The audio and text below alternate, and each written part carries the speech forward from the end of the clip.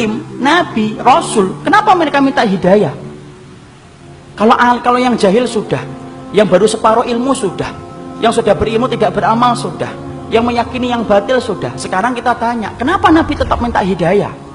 Kalau 4 tadi menceritakan tentang diri kita, tapi kalau kemudian yang kelima, kenapa Nabi dan orang-orang soleh yang mengikuti jalan para Nabi, yaitu para sahabat, para tabi'in, dan kita yang berusaha untuk mengikuti mereka, ridwanullah alaihim, kenapa kita masih tetap minta hidayah? Karena belum tentu apa yang antum dapatkan kalau sudah benar itu menjamin antum itu meninggal dalam keadaan itu. Kita apa pernah menjamin bahwasanya kita akan mati husnul khatimah dalam keadaan iman? Siapa yang menggaransi iman kita? Tidak ada.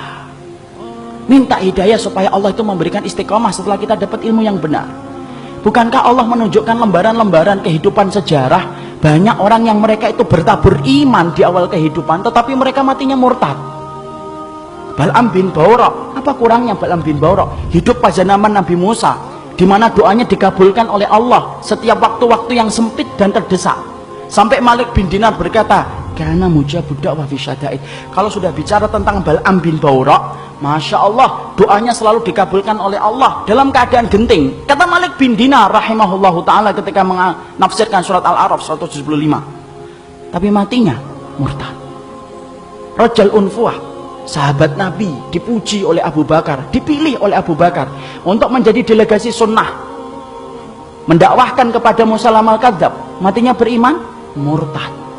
Ubaidillah bin Jahsy yang pernah menyelamatkan kehidupan agamanya sampai ke Habasyah, ketika Nabi masih di Mekah, ikut di dalam hijrah yang pertama, hijrah yang kedua ke Habasyah, beriman? Tidak, murtad di Habasyah. Kecintaannya minum khamr menjadikan dia murtad. Seorang muadzin yang diceritakan oleh Imam Qurtubi, murtad ketika kemudian tergiur dengan pesona seorang wanita yang dia lihat ketika adzan di tempat yang tinggi.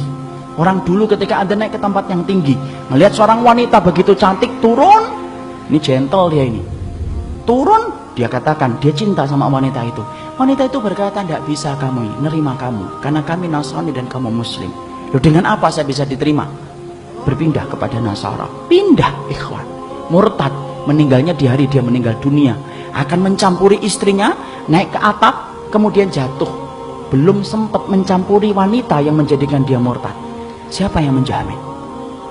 Ini yang kemudian kita khawatirkan. Minta terus hidayah.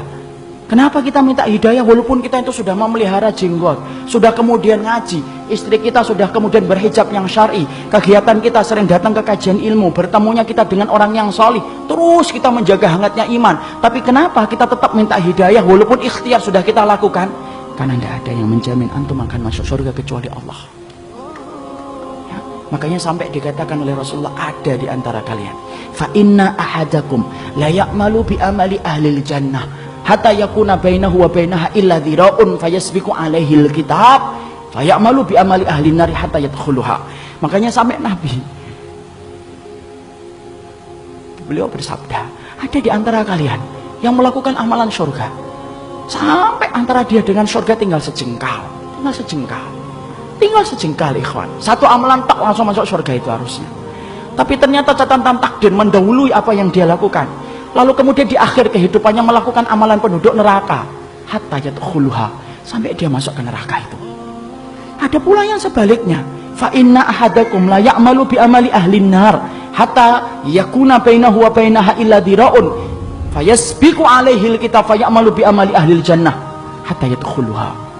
Nabi kemudian berkata sebaliknya, ada pula di antara kalian yang melakukan amalan penduduk neraka terus sampai antara dia dengan neraka tinggal sejengkal tak, kata Nabi.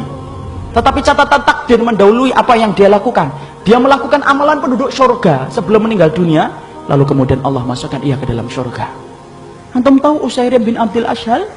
Usairim bin Abdul Ashhal, seseorang sahabat yang dikatakan oleh Nabi sebagai penduduk surga, tapi keningnya tidak pernah dipakai untuk bersujud kepada Robnya. Karena apa? Masuk Islamnya belum ada 24 jam. Ketika dia masuk Islam mengucapkan syahadat, dia bertanya, sholat? Belum waktunya sholat. Apa yang saya lakukan? Ayo berjuang bersama Rasulullah. Berjuang bersama Rasulullah SAW dan para sahabat. Ketika kemudian dalam peperangan tersebut Allah takdirkan dia meninggal dunia. Ketika meninggal dunia, Maka rame para sahabat membicarakan tentang Usair bin Abdul Asyad. Sampai Abu Hurairah berkata, inilah penduduk surga yang belum pernah menempelkan keningnya untuk mencium bumi bersujud kepada Allah. Itulah Usair bin Abdul Asyad. Siapa yang jamin, ikhwan? Jangan sombong kalau kita hari ini sudah ngikut ngitibak. Jangan sombong ketika kita hari ini sudah ngaji. Belum tentu itu akan menjadi jaminan bahwasanya itu menjadi keimanan kita ketika meninggal dunia. Jangan magrur. Apa itu magrur? Tertipu dengan amalan kita, merasa bahwasanya amalan kita itu akan pasti menjadikan kita masuk surga. Siapa yang jamin? Minta hidayah kepada Allah supaya kemudian kita diberikan oleh Allah. Kalau antum betul-betul orang yang solih, supaya hidayah yang antum minta menjadikan antum diberikan istiqomah sampai antum meninggal dunia. Itu yang kita minta kepada Allah. Inilah pentingnya hidayah.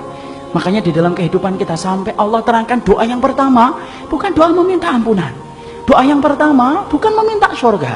Doa yang pertama di dalam Al-Quran bukan meminta perlindungan dari neraka.